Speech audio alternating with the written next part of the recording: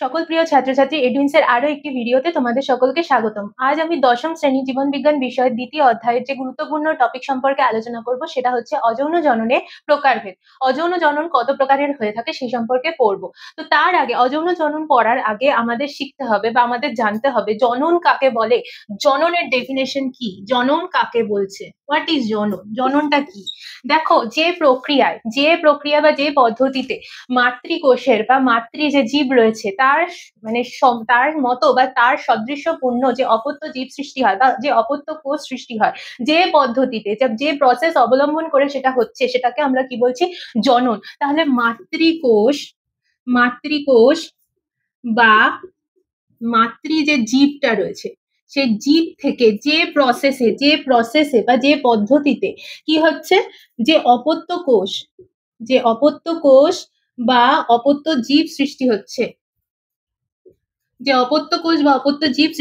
সেই প্রসেসটাকে আমরা কি বলছি, জনন। তাহলে জনন পদ্ধতিতে কি হচ্ছে, মাতৃকোষ বা মাতৃজীবের সদৃশ্যপূর্ণ যে অপত্য কোষ সৃষ্টি হচ্ছে সেটাকে আমরা বলছি জনন। তাহলে জনন কত প্রকার, জনন কাকে বলে আমরা সেটা পড়লাম। জনন এবার কত প্রকারের হয়ে থাকে। দেখো, জনন মূলত দুই প্রকারের হয়ে থাকে। এক হচ্ছে যৌন জনন, আর দুই কি, অযৌন জনন। তাহলে যৌন জনন আর অযৌন জনন, দেখো তোমাদের মনে এখন কোশ্চেন আসতে পারে যে অযৌন জনন আর যৌন জনন দুটো আলাদা কেন।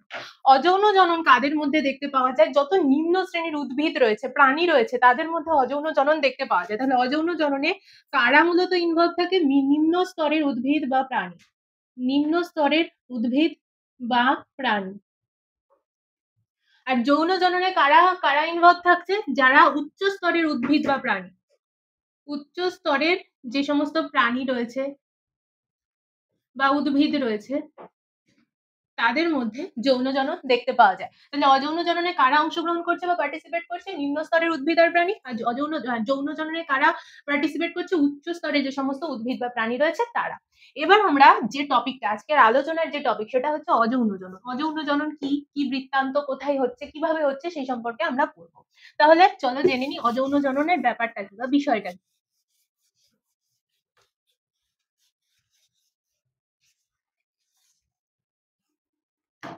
দেখো, অযৌন জননটা আসলে কি। এই পদ্ধতিতে মাতৃকোষের সদৃশ্যপূর্ণ, মাতৃকোষ যেরকম হবে ঠিক সেই রকম দেখতে অপত্য জীব বা অপত্য কোষ সৃষ্টি হবে। তাহলে মাতৃজীবের সদৃশ্যপূর্ণ বা মাতৃজীবের পুরো একদম দেখতে একদম একই রকমের, সেম টু সেম দেখতে সদৃশ্যপূর্ণ অপত্য জীব সৃষ্টি হবে। অপত্য জীবের সংখ্যা কয়টা হয়ে থাকে অযৌন জননের ক্ষেত্রে, একটা অপত্য জীব সৃষ্টি হয়ে থাকে। এই প্রক্রিয়া কিন্তু কোনো গ্যামেট তৈরি হয় না, কারণ এটা কিন্তু মিওসিস প্রক্রিয়া হয় না, যা হচ্ছে সব হচ্ছে মাইটোসিস কোষ বিভাজনের দরুন। মাইটোসিস কোষ বিভাজনের কারণে এখান থেকে অপত্য জীব সৃষ্টি হচ্ছে। যেহেতু মাইটোসিস মানে কি, সদৃশ্য বিভাজন হচ্ছে বলে মাইটোসিস, জানো তোমরা কি বলছে, মাইটোসিসকে বলে সদৃশ্য বিভাজন। যেহেতু মাইটোসিসের থ্রু বা মাইটোসিসের সহচর্যে যেহেতু অযৌন জনন পুরো প্রক্রিয়াটা বা প্রসেসটা হচ্ছে, তাই জন্য আমরা এই অযৌন জননে কিন্তু কোনো রকম গ্যামেট তৈরি হয় না, গ্যামেট কিন্তু কোনোভাবে তৈরি হচ্ছে না, অযৌন জননে কিন্তু গ্যামেট তৈরি হয় না। তাহলে অযৌন জননে কেবলমাত্র মাতৃজীবের যে মাদার যে জীবটা রয়েছে সে মাতৃজীবের সদৃশ্যপূর্ণ অপত্য জীব সৃষ্টি হচ্ছে। কয়টা, একটাই সৃষ্টি হচ্ছে, এবং মাইটোসিস কোষ বিভাজনের দরুনই কিন্তু সৃষ্টি হচ্ছে। মাইটোসিস কোষ বিভাজনে যেহেতু সদৃশ্য বিভাজন বলা হয়ে থাকে, তাহলে তোমরা বুঝতেই পারছো যে জীবটা সৃষ্টি হবে সেটা মাতৃজীবের সাথে সদৃশ্যপূর্ণই হবে, একদম সেম টু সেম দেখতে সেরকমই জীব দেখতে পাওয়া যাবে। আর কি, আর হচ্ছে এই পদ্ধতিতে কোনো রকম কিন্তু গ্যামেট তৈরি হয় না, কারণ এক্ষেত্রে কিন্তু কোনো রকম মিওসিস কোষ বিভাজন দেখতে পাওয়া যায় না। আমরা কি পড়েছি, মিওসিস কোষ বিভাজন কোথায় দেখতে পাওয়া যায়, কেবলমাত্র জনন মাতৃকোষে দেখতে পাওয়া যায়। এক্ষেত্রে কিন্তু কোনো রকম জনন মাতৃকোষ ইনভলভ থাকে না, যেহেতু দেহের কোষগুলো বিভাজিত হচ্ছে মাইটোসিস প্রক্রিয়ার দরুন, দেহের কোষগুলো বিভাজিত হয়ে সেখান থেকে নতুন অপত্যজীব সৃষ্টি হচ্ছে। তাই জন্য এই পদ্ধতিতে কিন্তু কোনো রকম গ্যামেট তৈরি হয় না। তাহলে অযৌন জনন সম্পর্কে আমরা একটা সংক্ষিপ্ত ধারণা নিয়ে নিলাম। এইবার অযৌন জননে কাদের কাদের মধ্যে দেখতে পাওয়া যায়। দেখো, অযৌন জনন যে জীবগুলোর মধ্যে দেখতে পাওয়া যায় তাদের মধ্যে কারা কারা রয়েছে? অ্যামিবা রয়েছে, অ্যামিবাতে দেখতে পাবে, প্ল্যানেরিয়াতে দেখতে পাবে, কাদের মধ্যে দেখতে পাবে? ইস্টের মধ্যে দেখতে পাবে, হাইড্রার মধ্যে দেখতে পাবে, আর কার মধ্যে দেখতে পাবে? স্পাইরোগাইরার মধ্যে দেখতে পাবে, মিউকর রাইজোপাসের মধ্যেও দেখতে পাবে,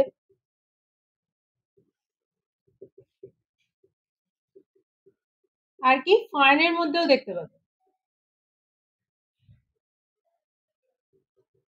তো এতগুলো জীবের মধ্যে তোমরা কিন্তু এটাকে দেখতে পাবে।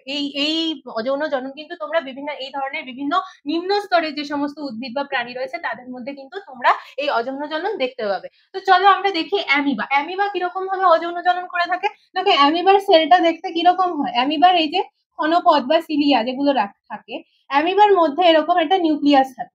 নিউক্লিয়াস থাকে, এখানে একটা গহ্বর থাকে, এখানে বিভিন্ন সেল অর্গানেলস থাকে। তো অ্যামিবার কোষটা দেখতে অনেকটা এরকম হয়। অ্যামিবার কোষটা দেখতে অনেকটা এরকম হয়। এইবার ও যখন মাইটোসিস প্রক্রিয়া বিভাজিত হবে তখন কি হবে দেখতে? এখানে একটা ভাঁজ সৃষ্টি হবে, মানে দেখতে অনেকটা এরকম হবে।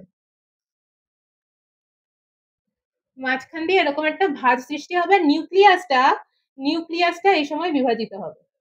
নিউক্লিয়াসটা এভাবে এই সময় বিভাজিত হবে। তারপরে এই ভাঁজটা নিচের দিকে আরো বাড়বে। এই যে ভাঁজটা দেখছো, এই ভাঁজটা আরো পরস্পরের সাথে লেগে আসবে। লেগে আসার সময় তাহলে দেখতে কিরকম হবে জিনিসটা?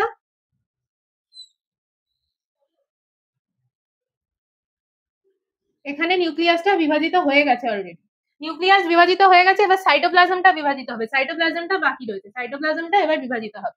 বিভাজিত হওয়ার পরে যে ফাইনাল যে প্রোডাক্টটা আসবে সেই ফাইনাল প্রোডাক্টটা দেখতে কিরকম হবে? যে ফাইনাল প্রোডাক্টটা আসবে, যে ফাইনাল যে অ্যামিবার যে দুটো অ্যামিবা তৈরি হবে সেই দুটো অ্যামিবা দেখতে কিরকম হবে? এইরকম। এই একটা অ্যামিবা তৈরি হয়ে গেল, এই একটা অ্যামিবা তৈরি হয়ে গেল।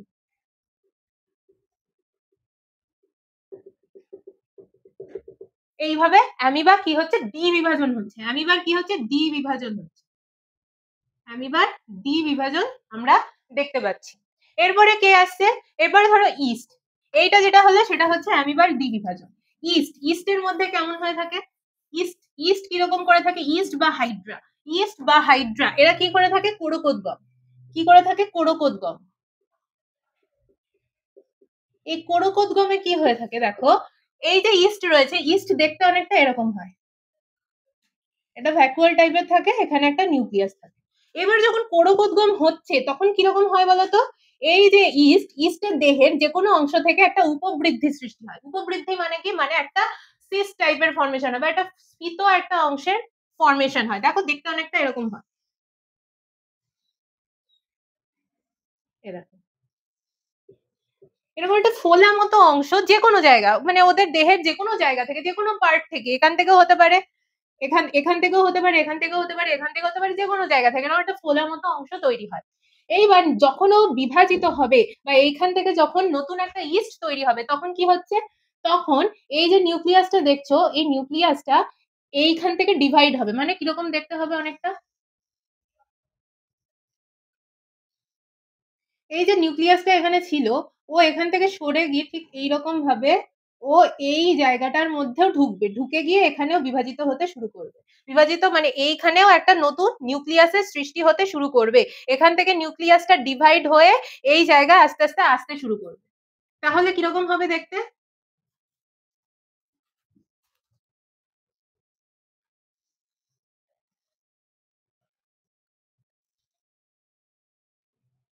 এখানেও একটা নিউক্লিয়াস তৈরি হয়ে গেছে। এইবার যখন ফাইনালি এখান থেকে যে নতুন ইস্টটা তৈরি হবে তখন কি হবে? এই পোর্শনটা কেটে বাদ হয়ে যাবে। এই পোর্শনটা কেটে এরকম পড়ে যাবে, নিচে পড়ে যাবে। তাহলে ফাইনাল প্রোডাক্ট দেখতে কিরকম হবে? ফাইনাল যে আসবে, ফাইনাল প্রোডাক্টটা যেটা হবে, ইস্টের যে ফাইনাল প্রোডাক্টটা হবে সেটা দেখতে কেমন হবে? দেখো ইস্টের যে ফাইনাল যেটা প্রোডাক্ট তৈরি হবে সেটা দেখতে অনেকটা এরকম হবে। এটা হচ্ছে মাদার সেল, মাদার যে ইস্টটা ছিল সেটা, এটার পাশে এই যে এখানে যে এরকম এরকম যে উপবৃদ্ধি টাইপের ছিল, এখানে যে ফর্মেশন হয়েছিল নতুন করে, এই যে নিউক্লিয়াস বিভাজন হয়েছে, স্ফীত অংশটা ফর্মেশন হয়েছিল, এখান থেকে এবার কি হবে? নতুন অপত্যজীব সৃষ্টি হবে বা নতুন অপত্য ইস্ট সৃষ্টি হবে। অর্থাৎ মাদার সেলের পাশে এরকম এই জায়গাটা কেটে গিয়ে নিচে পড়ে এরকম মাদার সেলের পাশে এরকম সদৃশ্যপূর্ণ, ঠিক একই রকম এটার মতন দেখতে এরকম অপত্য জীব সৃষ্টি হলো বা অপত্য ইস্ট সৃষ্টি হলো। তাহলে ইস্টের কোরকোদ্গম কিভাবে বা বার্ডিং যেটাকে আমরা বলি, যে মাদার সেলের সাথে এরকম আগে একটা বার্ড ফর্মেশন হবে বা এরকম একটা উপবৃদ্ধি টাইপের ফর্মেশন হবে, তারপরে তার মধ্যে নিউক্লিয়াসটা বিভাজিত হবে, বিভাজিত হয়ে দুটো সেপারেট হয়ে যাবে, সেপারেট হয়ে গিয়ে কেটে নিচে পড়ে যাবে। এইভাবে হচ্ছে ইস্টের কোরকোদ্গম হচ্ছে। হাইড্রার ক্ষেত্রেও সেম হয়ে থাকে, হাইড্রার ক্ষেত্রেও সেম হয়ে থাকে। হাইড্রার ক্ষেত্রে দেখতে কিরকম হয়, হাইড্রাটা দেখতে ঠিক এইরকম হয়।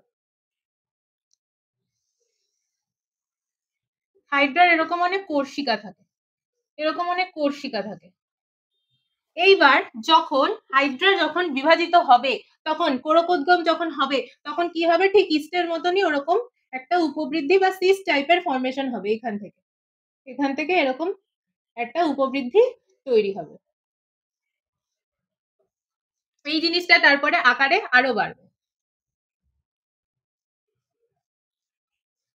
এই জিনিসটা আকারে আরো বাড়বে, বেড়ে তারপরে এখান থেকে কেটে বিচ্ছিন্ন হয়ে মাতৃজীবের পাশে অবস্থান করবে, মানে ঠিক এইরকম ভাবে অবস্থান করবে। একই রকম দেখতে মাদার সেলের বা মাদার যে মাতৃজীবটা ছিল বা মাতৃ হাইড্রিলাটা ছিল, ঠিক সেই রকম দেখতে অপত্য জীব বা অপত্য হাইড্রিলার সৃষ্টি হলো, যেটা কিনা মাতৃ হাইড্রিলার সাথে এরকম ভাবে পাশে এরকম কেটে গিয়ে অবস্থান করছে। এটা হচ্ছে হাইড্রার কোরকোদ্গম, হাইড্রার কোরকোদ্গম। হাইড্রা তাহলে হয়ে গেল। ইস্ট হয়ে আমরা কার কার তাহলে অযৌন জনন দেখলাম, ইস্টের দেখলাম, হাইড্রার দেখলাম, আর কার দেখেছি, অ্যামিবার দেখেছি। এইবার কার দেখবো, এইবার দেখো প্লাজমো স্পাইরোগাইরা যারা থাকে, স্পাইরোগাইরা, স্পাইরোগাইরা দেখতে অনেকটা কিরকম হয় বলতো, সুতোর মতন হয়। স্পাইরোগাইরা দেখতে অনেকটা সুতোর মতন হয়, যে স্পাইরোগাইরা, স্পাইরোগাইরা যদি তোমরা মাইক্রোস্কোপের নিচে গিয়ে দেখো তাহলে দেখতে পুরো সুতোর মতো হয়। এরকম একটা লম্বা স্ট্রাকচার থাকে, এবং স্ট্রাকচারের মধ্যে এরকম এরকম কিছু দাগ দাগ দাগ দাগ থাকে, আর এই দাগ দাগ গুলোর মধ্যে এক একটা নিউক্লিয়াস থাকে। দাগ দাগ দাগ দাগ জিনিসটার মধ্যে একটা নিউক্লিয়াস থাকে একটা একটা করে। এইবার এটাকে যখন এমনি দেখা যায় তখন সেটা দেখতে অনেকটা এরকম সুতোর মতন থাকে, এরকম সুতোর মতন দেখতে। এটাকে যদি তুমি জুম করে দেখো বা এটাকে যদি তুমি আরো ডিটেলসে দেখো, তখন ডিটেলসে দেখলে ঠিক এরকম লাগে দেখতে। তো এইবার এই স্পাইরোগাইরা যখন এই সুতোর মতন থাকছে, তখন কি হচ্ছে, এরা তো জলে থাকছে, জলে থাকার সময় কোথাও ঘষা খেয়ে বা ধাক্কা লেগে কখনো কখনো কি হয়, এখান থেকে কিছুটা অংশ কেটে যায় বা বিচ্ছিন্ন হয়ে যায়, মানে এখান থেকে ছিঁড়ে ছিঁড়ে ছিঁড়ে যেতে পারে, কখনো এখান থেকে কিছুটা অংশ বাদ চলে যেতে পারে, এরকম কিছুটা অংশ এরকম বাদ চলে যেতে পারে। এবার বাদ পড়ে গেলে কি হবে, দেখো এই একটা অংশ পেলাম, এই একটা অংশ পেলাম, এই একটা অংশ পেলাম, তাহলে স্ট্রাকচারটা আগে এরকম ছিল, এবার কিরকম হয়ে যাবে, এরকম বিচ্ছিন্ন হয়ে গিয়ে তখন আলাদা আলাদা অপত্যজীব সৃষ্টি হলো, খণ্ড হয়ে গেল, খণ্ডগুলোর থেকে আলাদা আলাদা অপত্যজীব সৃষ্টি হলো। আগে ছিল একটা, দেখো একটার থেকে এখন কতগুলো অপত্যজীব সৃষ্টি, তিনটে অপত্যজীবের সৃষ্টি হয়ে গেছে, তিনটে অপত্য জীবের সৃষ্টি হয়ে গেছে, অপত্য স্পাইরোগাইরা সৃষ্টি হয়ে গেছে। তাহলে এই যে খণ্ডীভূত হয়ে যে এই যে নতুন অপত্য জীব সৃষ্টি হলো, সেটাকে আমরা কি বলে থাকি, খণ্ডী ভবন। যেহেতু খণ্ড হয়ে গিয়ে যে অপত্য জীব সৃষ্টি হলো, তাই জন্য এই প্রসেসটাকে আমরা বলে থাকি খণ্ডী ভবন। আচ্ছা, এরপরে কে আসছে, এরপর কিছু কিছু ছত্রাক রয়েছে বা ছত্রাক বা অপুষ্পক উদ্ভিদ যারা রয়েছে, তাদের ক্ষেত্রে কি হয়, রেণু থাকে, রেণুর সাহায্যে ওরা কিন্তু নিজেদের বংশবিস্তার করে থাকে। এই রেণু প্রধানত দুই ধরনের হয়ে থাকে, উদ্ভিদ রেণু, উদ্ভিদ রেণু দুই ধরনের হয়ে থাকে, একটা হচ্ছে চলরেণু, আর একটা হচ্ছে এমনি রেণু। আচ্ছা, এইবার উদ্ভিদ রেণু, এই উদ্ভিদ রেণুর বিভিন্ন ধরনের যে সমস্ত ছত্রাক রয়েছে, যেমন রাইজোপাস, রাইজোপাস মিউকর, এদের ক্ষেত্রে তোমরা দেখতে পাবে, ফার্ন, এদের ক্ষেত্রে তোমরা দেখতে পাবে। এরা কি করছে, রাইজোপাস মিউকর, এদের এই যে মিউকর বা রাইজোপাস, এদের ক্ষেত্রে কি হচ্ছে দেখো, ফার্নটা বাদ দিয়ে, ফার্ন আলাদা, রাইজোপাস আর মিউকর এদের ক্ষেত্রে কি হচ্ছে দেখো, অনেকটা দেখতে এরকম হয়ে থাকে, অনেকটা দেখতে এইরকম টাইপের হয়ে থাকে, এরকম হাইফি থাকে এগুলো, এখানেই মূল রেণুগুলো এরকম ভাবে থাকে। রাইজোপাস মিউকর এদের ক্ষেত্রে এরকম ভাবে রেণুগুলো থাকছে।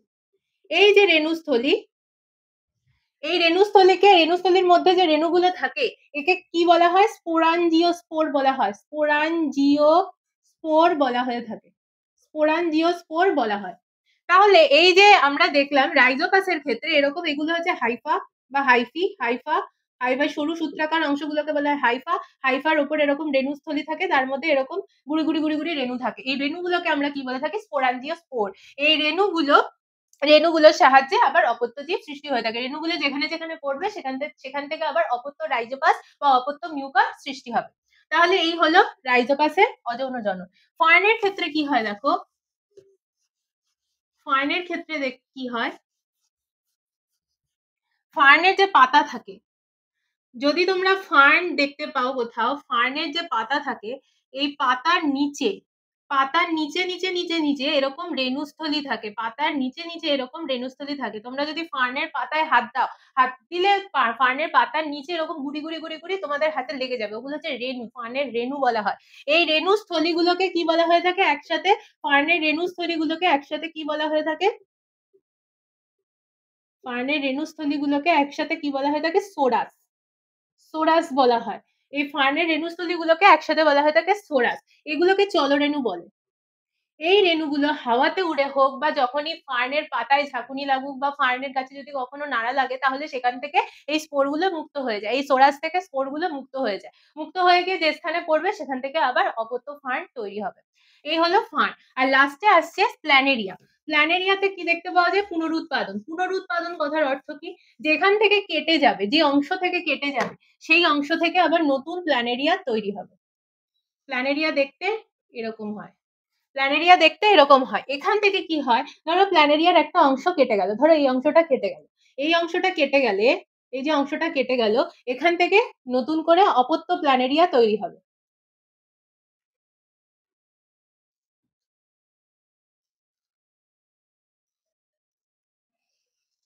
এভাবে অপত্য প্ল্যানেরিয়া তৈরি হবে। মানে যেখান থেকে কাটবে, এখান থেকে কাটলেও সেখান থেকে নতুন করে প্ল্যানেরিয়া তৈরি হবে, এখান থেকে কেটে গেলেও সেখান থেকে নতুন প্ল্যানেরিয়া তৈরি হবে, এখান থেকে কেটে গেলেও সেখান থেকে নতুন প্ল্যানেরিয়া তৈরি হবে। তার মানে ও যদি কেটেও যায় তাহলে সেখান থেকে আবার নতুন করে একটা অপত্য জীব সৃষ্টি হবে। তাই এই যে কেটে যাওয়া অংশ থেকে নতুন অপত্য জীব সৃষ্টি হচ্ছে, তাই জন্য এটাকে কি বলা হচ্ছে? পুনরুৎপাদন।